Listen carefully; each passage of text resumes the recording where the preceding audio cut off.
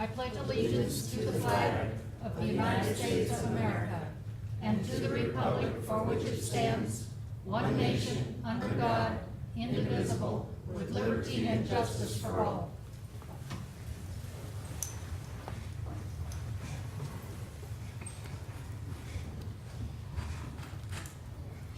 Could we have the roll call, please? Yes, ma'am. Trustee Nick Ehrlich, Here. Mayor Pro Tem Meisner, Here. Trustee Lee Ron Ehrlich, Here. Trustee Elizabeth Austin, Here. Trustee Katie Burek is absent, and Mayor Woodcock are absent. Do we have any additions or deletions on the agenda?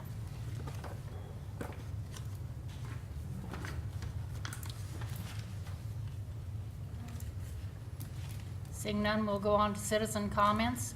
Citizens' comment is a point in the meeting where the public is invited to address the town board on any items except agenda items for which there is a public hearing.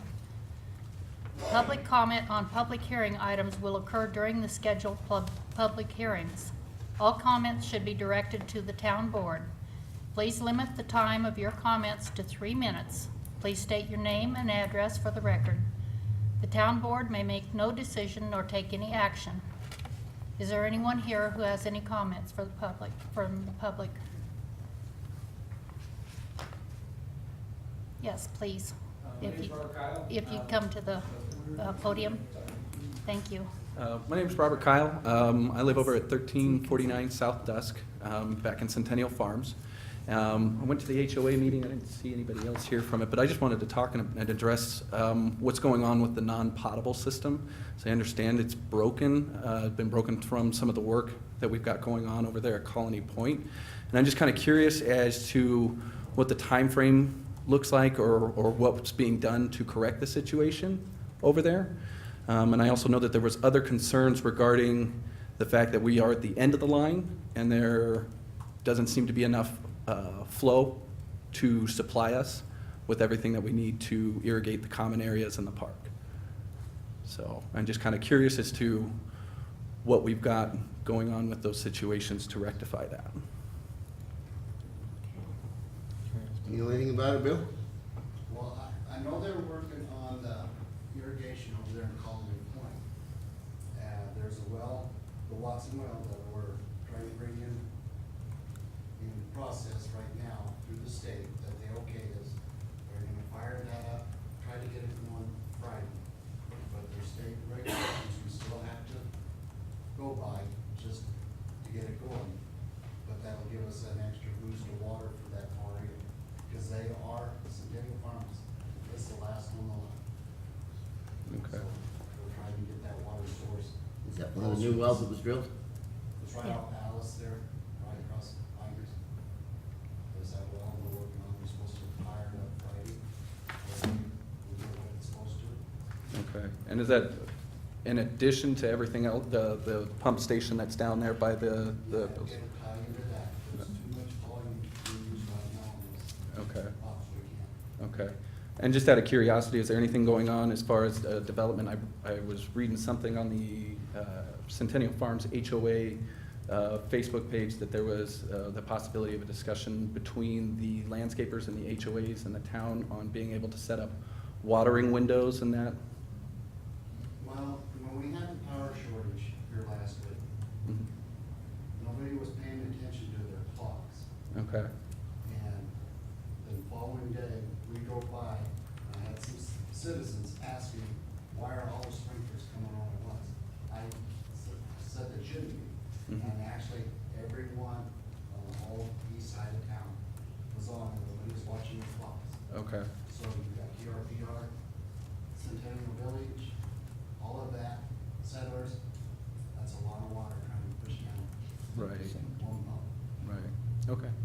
And did you say something about there had been some breaks in the line or something due to the work? Or what's It that? seemed from the HOA meeting that I was sitting at last night that they were saying that there was a break in the line that was causing us issues as well.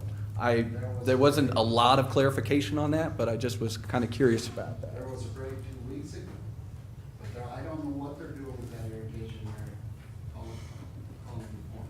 Okay, They've got that all dug up. As far as I know, that system should be shut off, okay.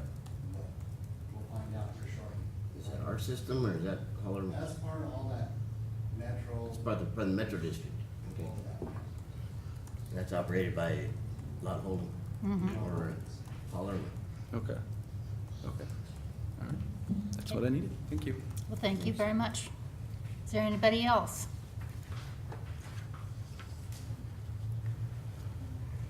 Right there.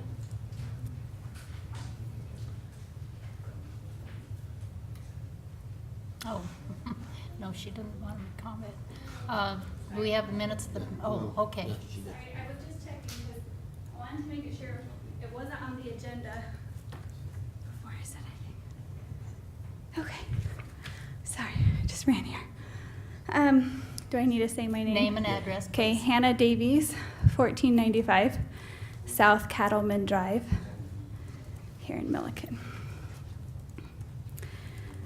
Something I wanted to come talk about, and I feel like I'm kind of late to the meeting here as far as by a month, I think. I wanted to kind of just voice my concern about the consideration of marijuana dispensaries in the town of Milliken. I don't remember if it was last month or the month before, we received a postcard saying there was going to be a public forum or something of that sort to come and discuss the possibility of marijuana dispensaries, and we were unable to make that meeting. And since then, it's been on my mind. I've been really concerned about it as far as a citizen of the community and what that means to bring these marijuana dispensaries into our town. We moved to Milliken 3 years ago.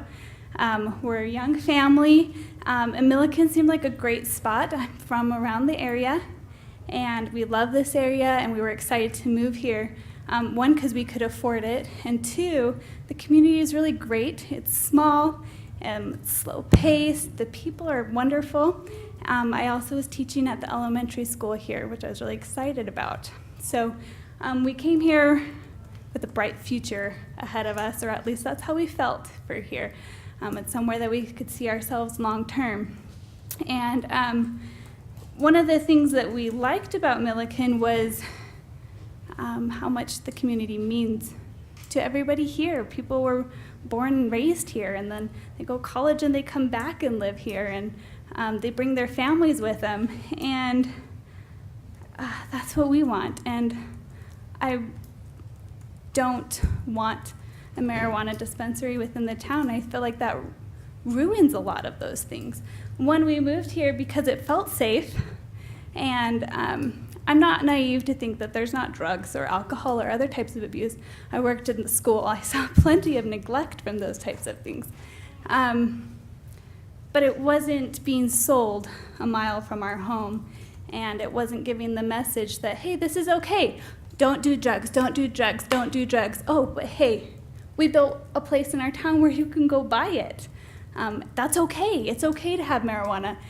We work so hard to teach our kids marijuana is bad. Don't take it. Don't take it.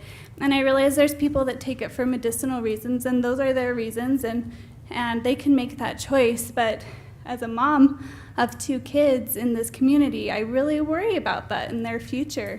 And I know that our town is looking for ways to bring in revenue, but I don't feel like that's the answer. I feel like we would be putting aside some of our moral judgment and looking towards the here and now. We need this money here and now, and not looking to the future of those kids that grow up here and what that message sends to them. So I just wanted to come and voice my concern. I don't know where it's at in the process. I don't know if I'm way too late to this. I hope I'm not. I know it was on the ballot last fall and we voted against it, and I know the majority voted against it. So I would be sad to see that kind of just pushed aside, as you are here to represent us in the community.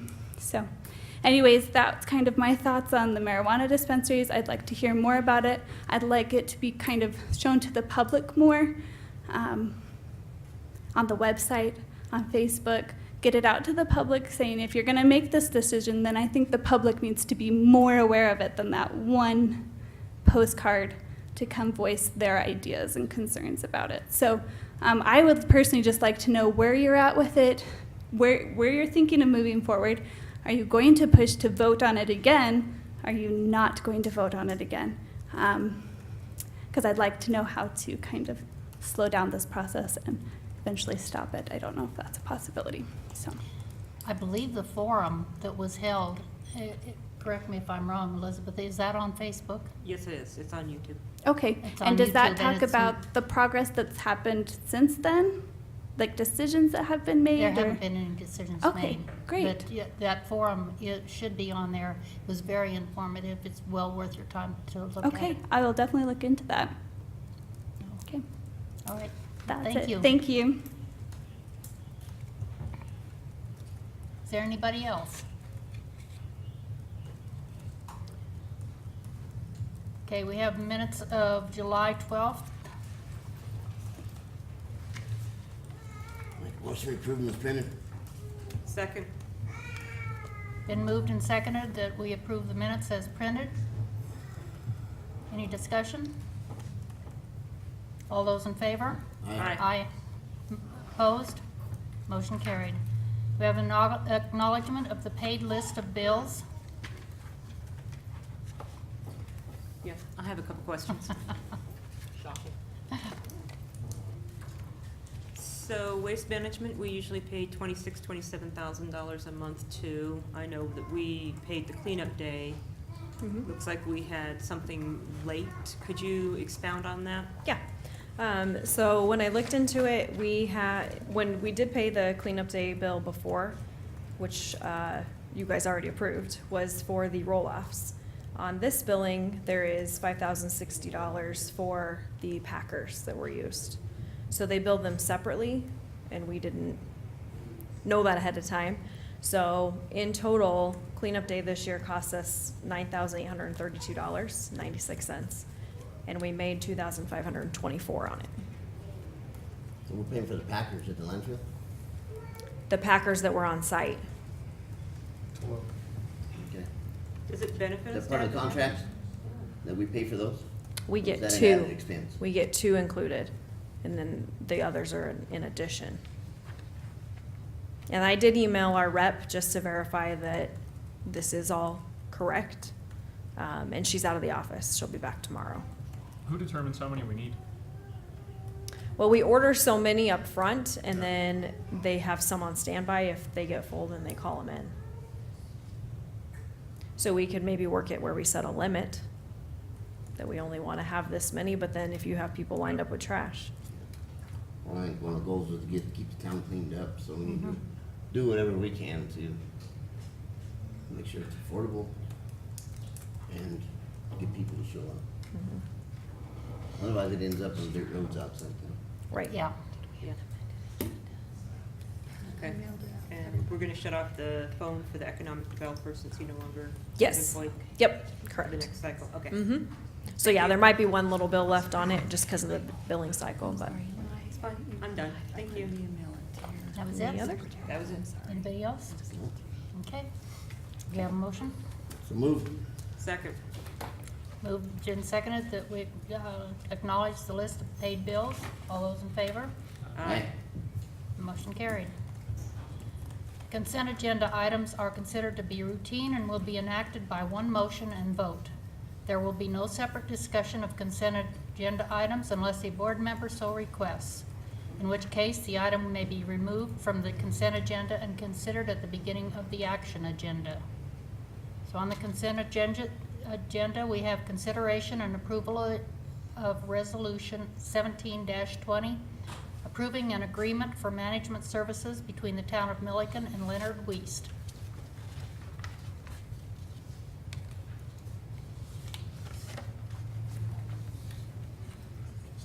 Yeah. Move to approve the consent agenda. I'm sorry. Second. Been moved and seconded that we approve this consent agenda. Do we need a roll call on that? Not on the consent. All those in favor? Aye. Aye. Opposed? Motion carried. Next item is the action agenda. We have a continuation of the public hearing on ordinance 751, amending chapter 16, article 3, section 540 of the Milliken Municipal Code. And this, do we need a motion on this to continue this? Yes. Okay. This is being continued because there was a lack of quorum at the July 19th Planning Commission meeting. I move to continue the hearing on the approval of ordinance 751 to amend section 16-3-540 of the Land Use Code to the next regular scheduled meeting at 6:30 p.m. on August 9th, 2017. Second. Moved and seconded that we continue the public hearing on ordinance 751 to August 9th at 6:30 p.m. All those in favor? Aye. Aye. Do we need a roll call on that? We do. Okay, Action item. let's have a roll call on that. Mayor Pro Tem Meisner, Yes. Trustee Nick Ehrlich, Yes. Trustee Leron Ehrlich, Yes. Trustee Austin. Yes. Next item, consideration and approval of the 2016 audited financial statements.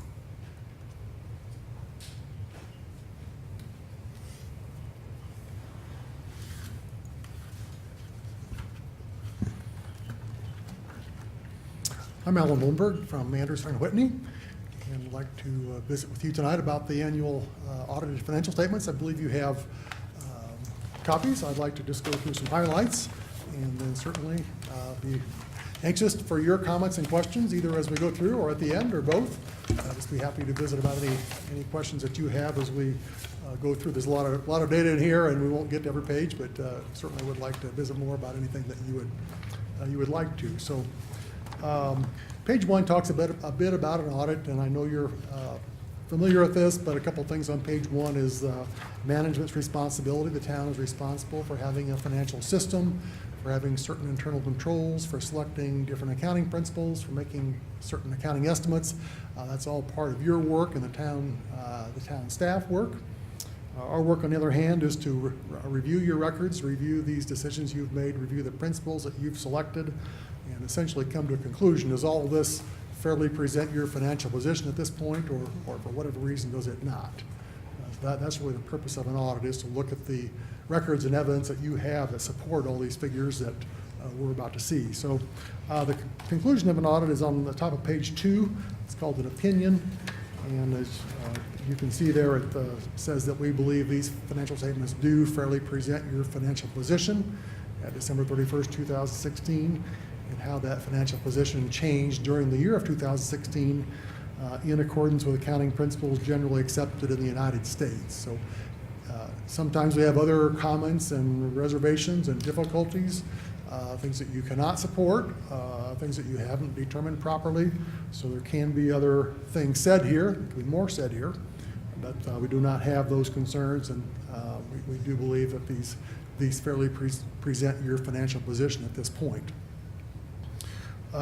You do see the words in here, if you go down a bit, something about a discretely presented component unit. And just to mention that up front, the Milliken Housing Authority is included in this audit. There are several columns for them, but you see the word component unit. Essentially, that is saying the Milliken Housing Authority, because that is a part of this audit in some sense. So I did want to mention that. The next several pages, beginning on page 3, are what's called management discussion and analysis. And I just wanted to point out, if you get down towards the bottom of page 3, some of the financial highlights. Just from a very broad view, you see 3 or 4 things here that give you a bit of information. The first point there on page 3 towards the bottom, the town's assets exceeded liabilities by $46.5 million. That's everything you have minus everything you owe. Everything you have, including buildings and streets and property, and as well as money in the bank. But in a very big picture, you have about $46 million more than you owe. Drilling down from that, the general fund balance was about $2,660,000. Of that, about $172,000 is your emergency reserve for the Taxpayer Bill of Rights. Going down a bit further, the water fund has net position of about $21 million. and the sewer fund has a net position of about $7 million. So those three funds, the general fund, the water fund, and sewer fund, are really the bigger funds where much of the activity takes place and where you can see the biggest changes from year to year. We'll see those in a moment, but just from an overall viewpoint, those are some of the highlights for the year in this management discussion and analysis. I might refer you to page 14 where you can start to see some details and start to see some of the funds that you are familiar with, and just to go into a bit of detail on the funds. We've already mentioned the general fund being where a lot of the traditional municipal activity is, the parks and the police and different things that are common to municipal governments. About the middle of the page, on page 14, I'll just point out the total fund balances. I already mentioned this one, but the total fund balance in the general fund is $2,660,000. Fund balance is what you have minus what you owe. So you have money in the bank, you have receivables, you have other things, you have some payables in the general fund, but what you have left over, so to speak, at the end of the year is called fund balance. And I mentioned the general fund, about $2,660,000. A couple of other funds you have, the capital projects fund. At this point, the same column, about 2/3 of the way down, about $761,000. And you have a couple other funds. One is a street fund, and the third is a debt service fund. And those two things have about $1.7 million. So in this side of the accounting, the governmental side, the tax-supported side, you might say you have around $5 million of fund balance. Again, what you have minus what you owe, just in a short-term perspective. So about $5 million in the tax-supported activities in your fund balance. How that changes on page 15, and me to speak mostly about the general fund here. We'll look at the budget in a moment, but just from a bigger picture, of course, taxes and fees coming into the general fund, the very top line, about $3.7 million. All these revenue sources being fairly strong this year. Sales taxes were up, property taxes were up, a lot of the other fees were up, licenses and permits. So many of these revenue sources being fairly strong in 2016. Coming down to general, total revenue in the general fund, $4,287,000. Going down the page a little further in terms of expenses, total expenditures in general fund, $3,954,000. So in other words, you brought in about $300,000 more than you spent in terms of the general fund, and started the year about $2.2 million roughly, ended about $2.6 million. So you have about 7 months of spending in your fund balance. Your policy, so to speak, is 6 months of spending there. So you're ahead of that by about a month, and as a result, in a decent, pretty good financial position in terms of your general fund, having about 7 months of spending there, just in your reserves and in your other kinds of commitments and assignments of your general fund balance. About 7 months of spending, which is a little more than your policy calls for. Same kind of thing is on page 17 for the utility funds. Utility funds are not tax supported, so they're on a different page, a different thought process. You have to charge enough of user charges to maintain these systems and to pay the debt, so they're presented a bit differently. But I did mention a minute ago, the very bottom net position in the water fund, for example, about $21 million. You take a lot of, or some of your revenues in the water fund and restrict them for capital projects. Your tap fees, or what you might call capital contributions, are restricted for capital things. You can't use those for operating. So if you get down towards the bottom of page 17, the second to the bottom line, restricted, about $3.9 million. That is from tap fees, other kinds of contributions that people have made, and those funds are restricted for capital sort of things, debt repayment, not for every day, every month operations, but restricted for capital, about $3.9 million. Very bottom line on page 17, the unrestricted part, what you have for operations, about $694,000 in the water fund. Same idea for the sewer fund. If you get down towards the bottom, restricted about $2.5 million, unrestricted about $445,000. So again, good financial positions, some reserves available. You have future needs there, of course, With growth comes a lot of future needs in the utility system, so you do need a restricted fund balance, and you need some resources to address those as well as to repay debt. So you need that kind of net position to keep the functions of these funds going. The next page 18 just talks a bit about how these funds changed.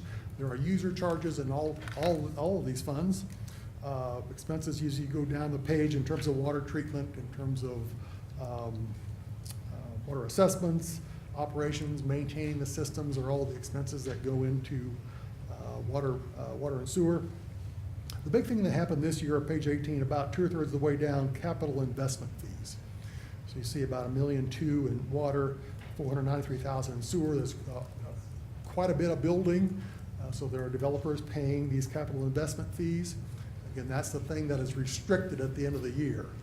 You have to use that for capital things, for debt repayment. That's not available to pay operating costs, so to speak. So that was really the reason these balances went up so much, was that capital investment fee, $1.2 million or so in water, $493,000 in sewer. And both of those things pushed up the net position in both of those funds by similar amounts. Maybe spend a moment on page 27 in terms of the town's debt structure. I thought that might be interesting to look at a bit. Just there's two kinds of debt. One is strictly water and sewer debt, and that's on page 27. Just as a emphasis here, at this point, there's about $2.7 million in sewer debt, sewer loan to the Water and Power Development Authority. Goes through 2024. 3.28% interest, and then about $691,000 in water debt, loan from USDA Rural Development, goes through 2037, interest at 4.75%. So pretty moderate limits of debt here. The user charges are more than enough to make the payments on these, so it's a pretty modest amount of debt for these systems, but you are liable in both cases to charge enough user fees to maintain the system and repay these loans, as well as expand the system. So those are part of the responsibilities there, but I think all told, a pretty modest debt structure in both water and sewer. The general part of the town's debt is on page 29, a couple pages over. Again, a pretty modest debt load here as well. There is a sales tax bond issue. Right in the middle of page 29, you have a balance at the end of the year, $645,000. So part of your sales taxes are pledged to pay that.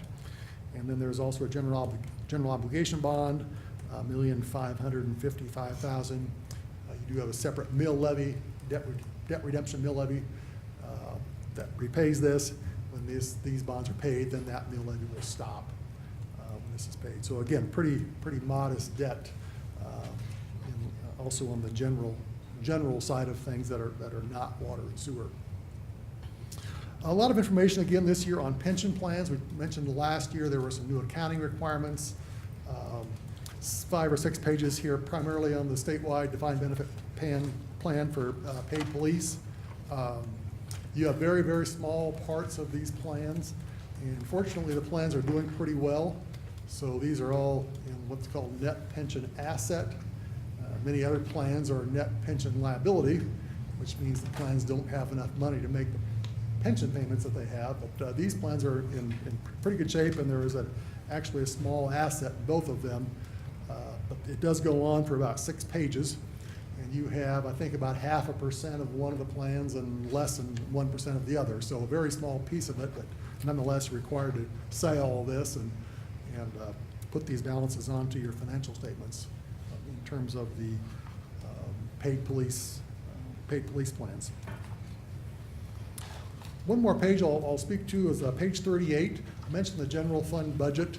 There's actually a budget to actual statement for every fund, but I thought I would talk a moment about page 38, where a lot of the activity is. And as I said before, many of the revenue sources are very, very strong. So at the top of the page, you see what's actually coming in, and then what the budget was, and then the difference. So almost all of these things are above your budget. Brought in about $3.7 million of taxes and fees. Your budget was 3.6, in other words, about 100,000 more than you thought, and that is the case for many of the revenue sources. Same is true with expenses. As you go down the page, most of these are also spending less than you thought. I think one item might be a bit more, Public Works, but otherwise, generally 5 or 10% below your budget for the year in almost all the items in terms of general fund. So the legal limit on this is at the fund level. In other words, one line here, Public Works, is a little bit over budget, but the legal limit is at the fund level. So if you look down here, your general fund budget was about 4.2 million. That's what you budgeted to spend. Actually spent a little less than 4 million. So in other words, spent about 300-some thousand below your annual budget for the year. And that's also the case with every other fund. We won't go through every page, but none of the funds in this particular year were above the budget. Being above the budget is a legal violation. That's why you amend the budget in December every year, but even at that, you still may be over the amended budget, potentially. But you were not over that amended budget in any case, so we're not looking at every budget tonight necessarily, but just to let you know that there were no cases that you exceeded the budget, which again is a legal violation of the state budget law, and that's the reason you go through the budget amendment process towards the end of the year, is to align your spending and your revenues and get all that straightened out. But that was very effective, and you did not have any funds that were over budget in the course of this year.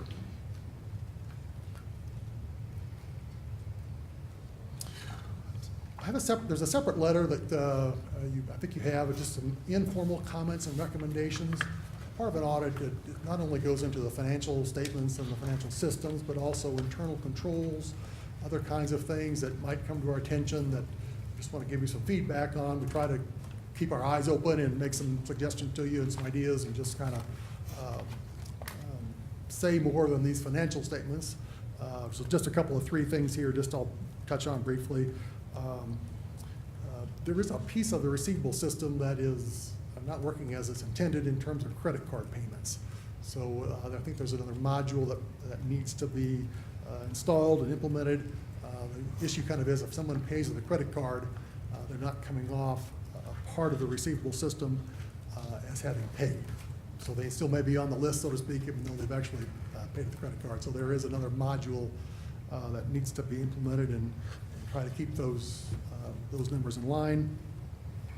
Also saw just a bank transfer, bank deposit in transit that eventually cleared the bank for a little bit different amount, which is a very common thing, but if you don't reconcile the bank quickly, you just don't have any real way to see that immediately. So that's really the reason you typically want to reconcile bank accounts as soon as you can, just so you find little things like that that you otherwise have no way of knowing.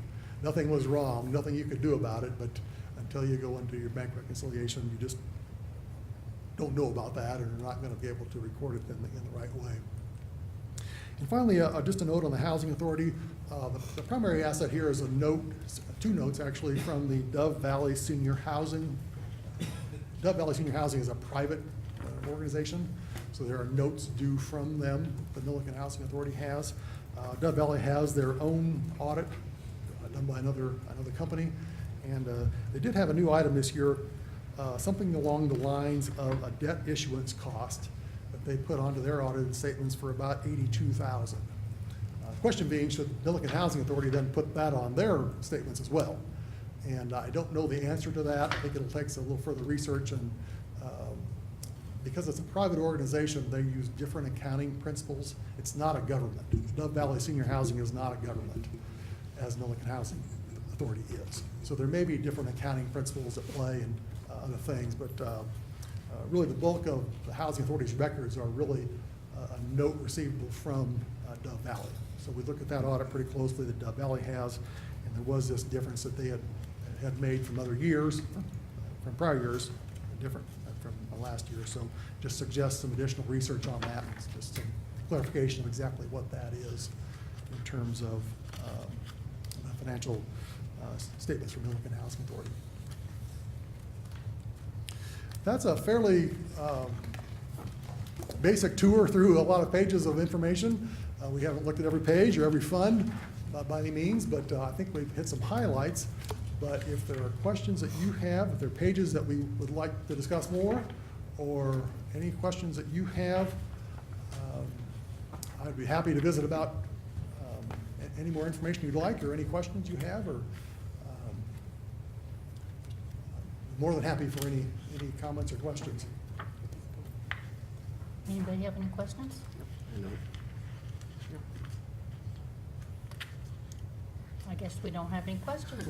Well, yeah, I understand, it's a lot of data for a few minutes, and, but certainly I think the town's financial position did improve this year, and it is in a pretty good spot, so certainly you have challenges coming up, of course, but the balances did go up, your fund balances went up, your net position went up.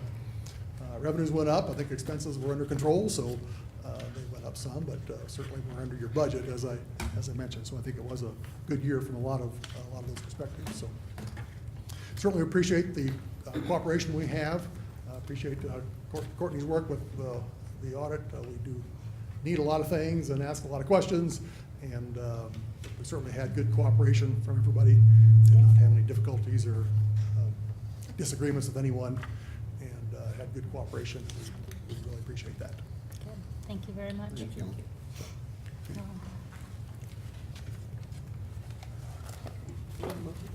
Please.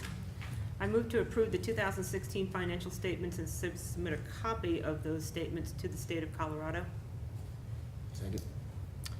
Moved and seconded that we approve the 2016 audited financial statements. Do we have roll call, please? Yes. Trustee Austin? Yes. Trustee Leonard? Yes. Trustee Nicolai? Yes. Mayor Pro Tem Reesner? Yes. Consideration and approval of Resolution 17-19.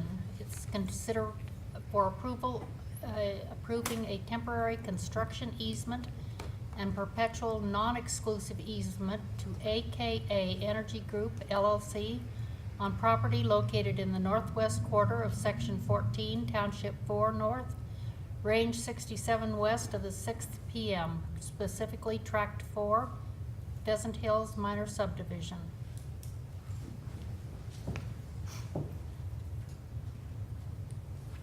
Mayor and the board, I think it's easier for me to just stand up here. I did want to pass out a preliminary Exhibit A, which was not included in your packet materials. There are 4 of them for you.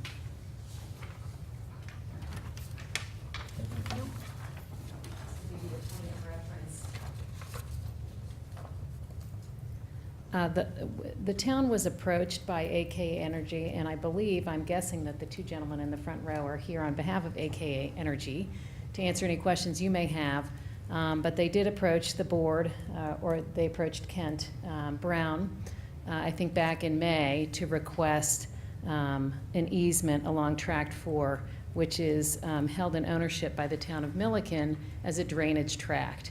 That is the sole purpose of Tract 4. It's about 20 acres in size. There's an existing natural gas pipeline that would be adjacent to, but separated by at least 10 feet of this proposed natural gas pipeline.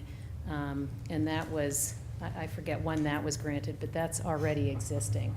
And the town has been successful in, we think, negotiating a very fair and beneficial compensation to the town. I think we started at about $18,000, and AK Energy is willing to pay the town $36,450 for the 30-foot easement along the length of Tract 4, along with repayment of the town's legal expenses in negotiating that easement, which we thought was very gracious of them to do. So that is capped at $5,000, and we don't expect to be close to that $5,000 for negotiating the easement. Marcus McCaskin in my office assisted in this effort, and it is for a 6-inch natural gas line that's owned by PDC Energy, if I'm not mistaken. So if the board has any questions of me or representatives of AKA Energy, we are here to answer them. And I did want to say that we won't record the easement until we have the payment, and we do have established a final easement exhibit to go along with it. This was just sort of a preliminary exhibit to show the board where the proposed gas line is going to be located.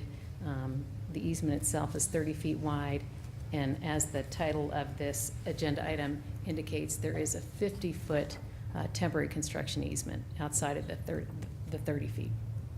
How long is it? How long is it?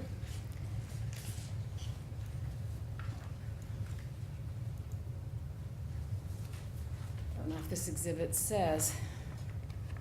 Do you know that? It's 1,215 feet. 1,215 feet.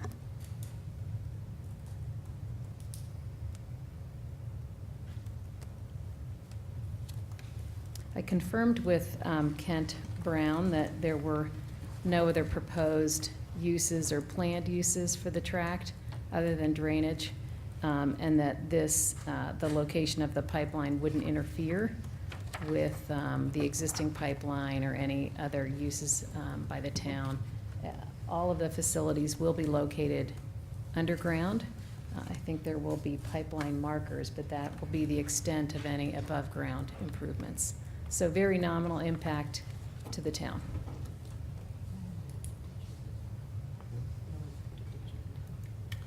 Once this is in place, would there need to be any work done on it afterwards, or is that something we don't know? Could I have you come up to the podium and introduce yourself if you'd like to speak? Hello, I'm Don Evans. I'm a contract landman for Aka Energy Group. Need my address as well or not? Yeah, yes, please, I'm sorry. Our office address for Hill Land Services, who I work through, is 700 Automation Drive, Unit H, Windsor, Colorado, 80550. We don't anticipate any work needing to be done on the pipeline after the construction unless there happened to be a repair or something of that nature. But there should not be any other disturbance once the pipeline is installed. Okay. How long will it take you to put the pipeline in? How long would it take to install the pipeline on that 1,200-foot stretch? We don't have all that construction timing down yet. I know that was one of the questions that was asked. So as soon as we get that information and can get a contractor available, we'll address that with you.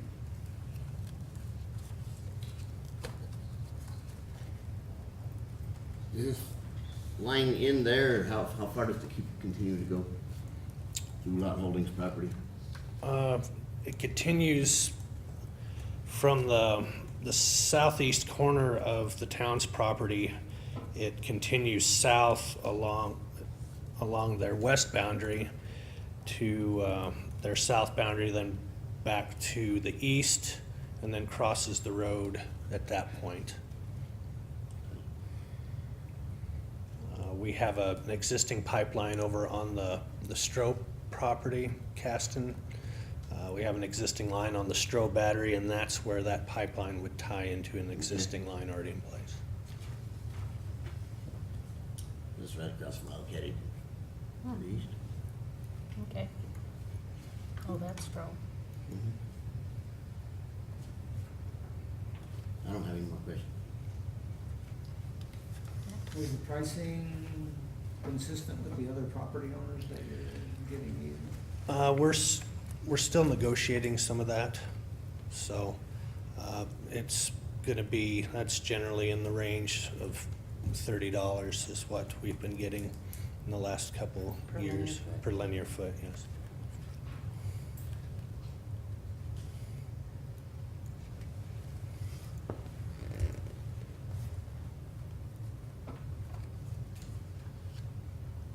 Any other questions?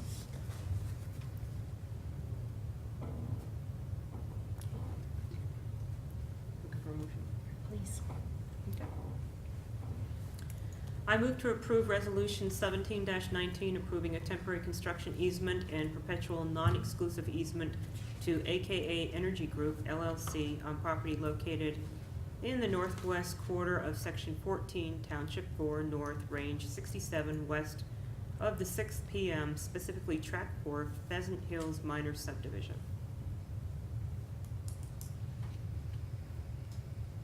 Do we have a second? I'll second it. Been moved and seconded that we approve Resolution 17-19. Could we have a roll call, please? Yes, ma'am. Trustee Nick Ehrlich, Yes. Mayor Pro Tem Meisner, Yes. Trustee Austin, Yes. Trustee Lee Renowik. Yes. Okay. Thank you, gentlemen, for being here. Thank you. And we have a proposal for traffic engineering services for Highway 60, State Highway 60 signal, a warrant study.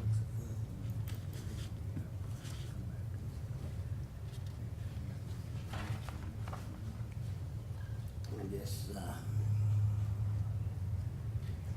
That was, excuse me, information that Kent Brown had to provide you with, I believe the company's name is FHU, I don't, Felsberg, something, I just know the initial. Correct. In regard to getting a traffic study done out on the east side of Highway 6, Highway 60 on the east side of town. So, he wanted to make sure that you received it, and, I don't know if there's anything in there to go forward with, if that's what you choose to do, if that's the company you would like to go with. But he wanted to make sure that you received it. is this, RFP or what was it? It was just a proposal directly from them. And this study will help us, is it required for, And putting in a CDOT? traffic light, yes. Connecting both roads on this study, or we can knock one off. Have you had a chance to look at this, Leonard? No, I haven't. Okay. I think we need to have more than one proposal. Yeah, I think we need to have, Leonard look this over and then, give us your opinion whether we need to look at it for another company or if this is in the ballpark or what we got going on. If possible, I'd like to do both licenses. This one. Would, If we can, yeah. yeah. Get her done. I think we revisit this the next meeting, Yep. Yeah. or the work session. It's a good work session item. It does look like a good work session item. That would be, If we don't have anything going on work session, I will work on it.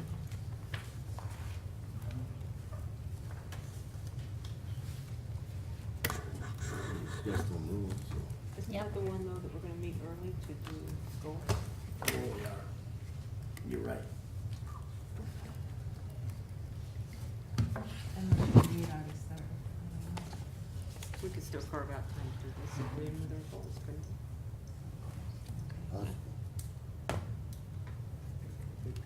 The August 9th meeting, we're gonna start at 4 o'clock. yeah. 4 o'clock? Yeah. 4 For o'clock. budget setting- Oh, goals- oh, budget- okay. Goal setting session. Okay. Okay. I didn't You know. had left already, so Okay. you missed out on that. August 9th. Mm-hmm. So, and And we you already might wanna talked send about home everybody a rule meeting, at the remind- work keep that in session. mind. Yep. So, do we have For any goals. future agenda items?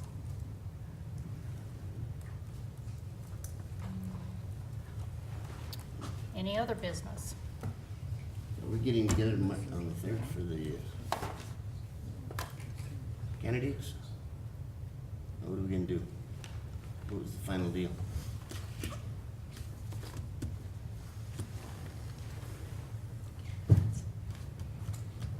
At the last meeting, I guess you had indicated August 3rd to Mhm. discuss.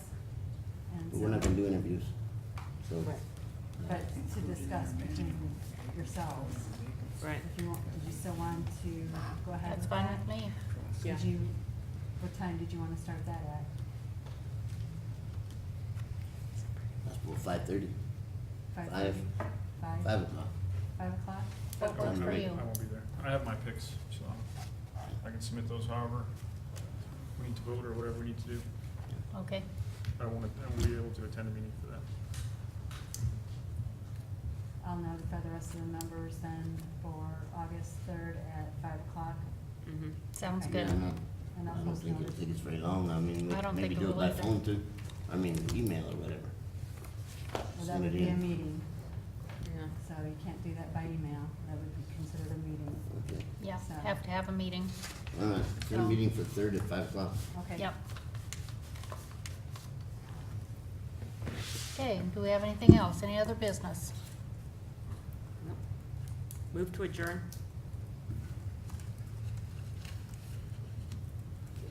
Was that a second? Second. Moved and seconded that we adjourn. We don't need a roll call for that, do we? All those in favor? Aye. Motion carried. Meeting's adjourned.